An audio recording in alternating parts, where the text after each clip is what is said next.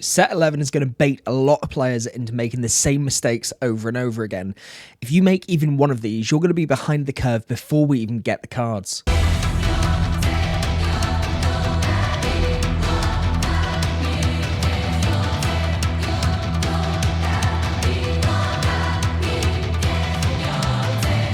Hello everyone and welcome back to Lorcana.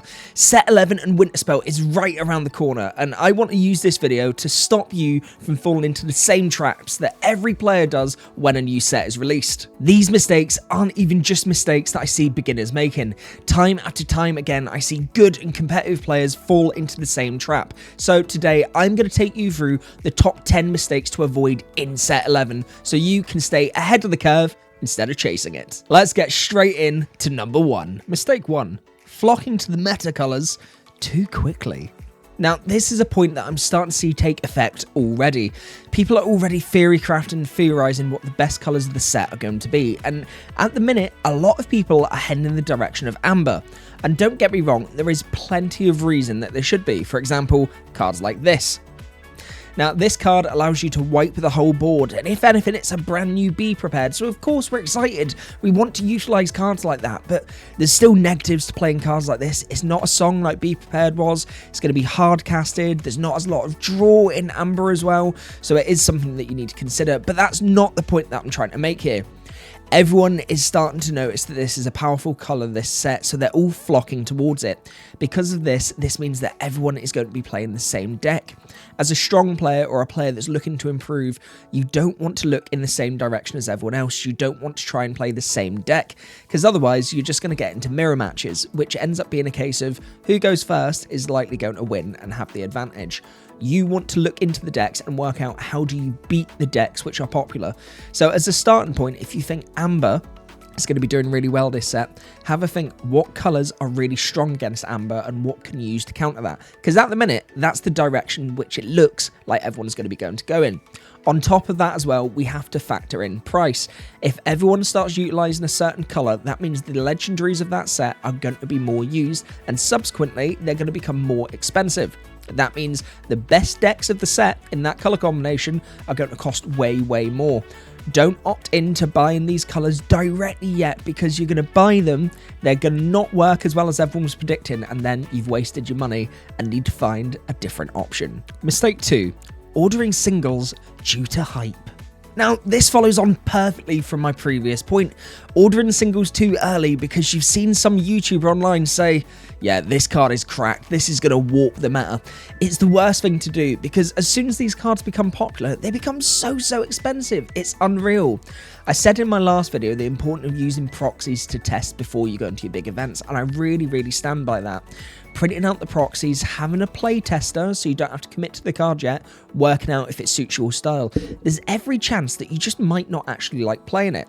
Sometimes we dig straight in, try to buy these expensive cards like Dumbos or Cinderellas, spend £200+ and put ourselves out of pocket and potentially buy a playset of cards that we're not even going to use for the rest of the set. Let the meta settle down a little bit before you buy anything. There is no need to buy anything from the get-go unless you're playing in a tournament straight away and you are certain this is the direction that you want. But be sensible with your cash and think smartly in your deck building decisions. I have been reliably informed by a trustworthy Instagram advert that a good way to keep your viewers' attention is to suddenly change appearance, so I am now dressed as Batman in a dressing gown. This is the perfect opportunity for me to tell you to make sure to hit that subscribe button down below. We're en route for 1,000 subscribers. Help a guy out. Subscribe to Lorcana. You know you want to. Mistake 3. Net decking without reps. Now, this is a trap that I see so many competitive players fall into, especially those that are looking to win their first store championships or maybe trying to get a top cut for the first time. Now, don't get me wrong, there is a big benefit to net decking because you're using a deck which has already been tested. Now, we need to give credit to the pro players because they have so much more time to be able to test their decks and make sure that they work. For a lot of these players, this is their full-time job, their career, so they're able to put hours and hours and hundreds of thousands of reps into checking that a card is right for the deck and that 60 is the exact 60 which is going to perform well. But what I find is a lot of people see a deck come up online and perhaps DKP posts a new list, he plays it in DLC and everyone goes, oh my god, well, he's played it, so I need to play that. This is exactly how I'm going to win. but that's where the problem lies. It's good to use the deck, but you need to try and make it your own. First of all, try and adapt it into your playstyle, see what works and what doesn't work for you. Second of all, test it out against other different decks in the meta. Even if it's made by somebody like DKP, Zan, Edmund Chu, Tiago, all these amazing players, the decks will still have weaknesses, and just because it was strong in the event that they took it to, doesn't mean it will be good in your local meta. Work out what decks are around you for your tournaments, work out what you're going to be playing against. If it's still a sensible choice, then make sure that the list is specific for the way that you want it to play. Do you need to add in any tech cards? Do you need to change it to suit your style more? Once you've had enough practice with it, then it's going to be a competitive deck, and I'm sure you'll be able to take it to get your next win. Take 4. Ignoring curve and tempo? Now, this one boils down to basic deck construction, and a lot of people actually make this mistake, which surprises me. At the start of the set, everyone wants to add in all these powerful new cards to get the strongest deck that they can, and rightfully so, but the issue with that is, yes, you'll have some games where you destroy and decimate your opponent, and it feels amazing, of course it does. But you're going to have lots of games where your deck just doesn't perform as well as it should do, and you might then lose matches to somebody that should have been an easy win, or a deck which is a great matchup for you. It's really important that you make sure to have your basic curve. I've touched before on this in a previous video where I've said, take a curve from a previous shell, make sure you bring that across, and then adapt in new tech cards specifically to improve your deck's functionality. Don't just add in all the high-end cost cards that are going to be really, really strong, because the deck won't perform as well as it should do. Additionally as well, be careful with the uninkables. I see a lot of players add in so many uninkables, all of a sudden they've got 14, 15, 16 plus uninkables in the deck, and they just keep bricking. The worst feeling in the world in Lorcana is opening a hand of uninkables and having to skip inks on turns, then not being able to play out your characters when you need to. Yes, you do get the power cards in there, because some uninkable cards are a lot better than the inkable ones, but you run a risk with that. Try and keep it as consistent as possible, lower it down, and keep that curve limited but playable. Mistake 5. Overreacting to early results. Now, I fall error to this all the time myself, because the problem I have is I get too excited when I'm watching Lorcana. I love watching DLCs and CCQs and seeing all the cool ideas that people come up with, and then I like to look at the top 8 decks, see what performed well through Swiss, what was consistent, what done amazingly, and then I go, I need to play this deck. This is going to be the best deck in the set. But it isn't always the case. Once again, early results don't reflect the meta to begin with, they reflect the current state of play. People are still coming up with ideas at this point, so decks aren't going to be completed, they're not going to run the way they should, they're not going to act the way they fully will in a few weeks' time. It's important to hit the brakes a little bit and just wait until everything balances out. Now, don't get me wrong, please do get excited when you see these new cool decks, but just because something wins an early tournament, just because something top 8s, does not mean that's the way you need to go for this set. Of course, think about it, think, how do I beat this deck? But don't automatically go, I need to buy this deck.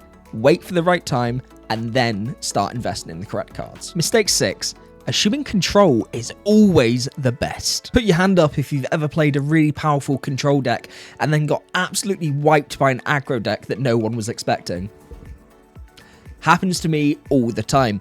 Now, be really careful with this one, because don't get me wrong, control decks are really good to pilot. They wait to the right time in the game, they set up well, and most of the time they'll be most consistent. But the issue with control is it does get wiped to aggro really, really quickly. You've got 3 different directions to be looking at: aggro, tempo, and then control. Realistically, at the start of the set is when the meta tends to be the fastest, when the fast decks are going to happen. If you rely too much on a slow control deck, there's a big chance that players are going to be able to go right underneath you with aggro strategies, and you're not going to be able to perform as well as you want to. I think it's beneficial to hold your control deck into the middle of the set when the meta has started to slow down a little bit, once all the aggro decks have got all their steam away.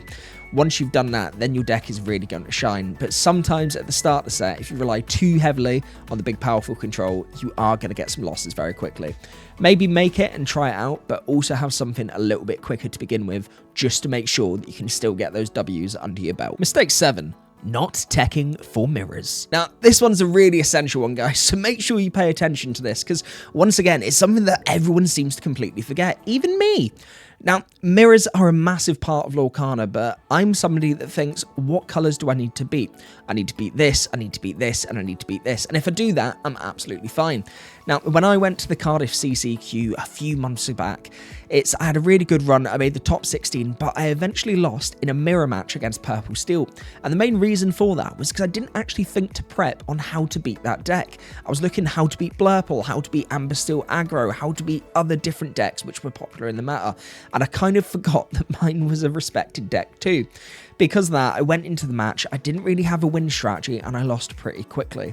It's essential to have a look at your own list, work out what other tech cards could go in there, because people have different versions of it, but mainly, with your list, what is your losing condition? And if you do run into that mirror match, how are you going to make that other person hit their lose condition? How are you going to ensure that your deck performs better than they do? Don't get me wrong, a lot of the mirror matches can end up just based on the dice roll, but there's also strategy as well. You need to be sure how you can not only beat other players in the room, but how you can beat yourself as well. Mistake 8. Buying too much sealed product. Hold on, put down the pitchforks. I know for a lot of you, you might be saying there's no such thing as too much sealed product, and if that's the case for you, I'm all for it. Good for you, well done. I'm glad you're in a position where you can get so much. It's really nice being able to get sealed product. It's fun, you can do sealed, you get to open packs, it's a great experience. But for some people, they're trying to get certain cards and they're just going, well, I need to buy more packs, and that's not the case you need to go in. There's a lot of variance in these packs, and sometimes you're not going to be able to pull the cards that you want. In set 10, I think I opened 200 plus packs and I didn't get a single Dumbo in them, and that was the card that I was really looking for. I was dying to be able to rip a Dumbo. In the end, I went and just purchased singles, which was absolutely fine, but I spent quite a little bit of money on it. When you combine how much I spent on the product and then the singles afterwards, it was a lot more money than I probably should have spent. And I think some people may be in that position too. Have a little think. If there's certain cards that you try to pull for and you need them from the packs, then maybe wait and get the singles. If you're somebody that just wants to enjoy opening the packs, then of course, get all the sealed that you want. Do your booster drafts, do your sealed events. It's going to be so much fun for you. And maybe it's just a case of you like a good rip. But if you do want certain cards, remember, you don't just have to buy the sealed product to be able to get them. Look on eBay, Card Market, even the Facebook groups. There's lots of places where you can purchase. Mistake 9. Forgetting flex slots. This mistake is really easy to make, to be fair, and I think a lot of it has to do with, in Lorcana, we don't have the ability to sideboard cards. In a lot of TCGs, you have the ability to have certain cards to decide that you're not playing on your official list, and then between games, you can swap those cards out into your deck to change things up and improve your luck in that matchup. Of course, there's certain cards in Lorcana that would be great to do with, having those flex slots, but because of that, most people tend to get their 60 cards in the list and go, yep, this is perfect. I don't need to change this whatsoever. It's good to have confidence in your deck. It's really good that you feel that way, but you need to remember there are some cards that can always be improved on and some slots that you should move about, whether that's the numbers or the actual cards themselves. Don't become too ego-driven where you think you have the perfect deck, because even probably the best deck in the world will still have losing conditions and it will still have ways to be able to improve. Take notes when you lose matches, take notes when you struggle to find out what's going wrong with your deck, and maybe certain cards you're just not playing as much as others. Those cards are cards that you want to cut down on the numbers or even swap out for something else. And if you do see somebody else playing a card that you'd really like to add into your deck, once again, take note of it. Having these flex slots can give you such a big advantage in the game, and always be tweaking your list to improve it. Mistake 10. Playing decks that don't fit the format. Unfortunately, this one comes from just liking a deck a little bit too much. Now, I did say earlier on in the video that it's important to take a shell of what worked for you in a previous set and then adapt that. This also links to that, but in a different way. Taking a deck from an old format or something earlier on in previous sets isn't guaranteed to always work here.